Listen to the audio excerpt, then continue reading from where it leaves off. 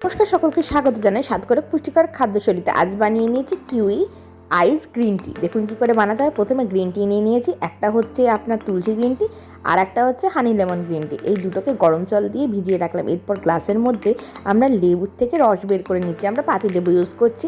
তারপর কিন্তু আমরা হানি দিয়ে দিলাম, দিয়ে নিয়ে একটু কিউই দিয়ে ওর মধ্যে ভালো করে পেস্ট করে নিচ্ছি। দেখুন ভালো করে মিশিয়ে দিচ্ছি।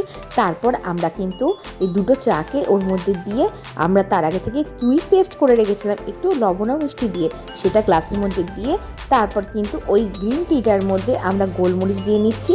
তারপর দিয়ে নিয়েছি কিন্তু আমরা গরম মশলা, যেমন আপনার এলাচ, আর তার সঙ্গে হচ্ছে আমরা দারচিনি, লবঙ্গ। এরপরে একটু আদা দিয়ে ভালো করে টিটা নাড়িয়ে এরপরে ওই মিশিয়ে দিলাম আইসটা, সঙ্গে চাটা দিয়ে নিয়ে ওপর দিক থেকে লেবু দিয়ে পরিবেশন করছি। তার সঙ্গে কিউই মিশিয়ে দিচ্ছি।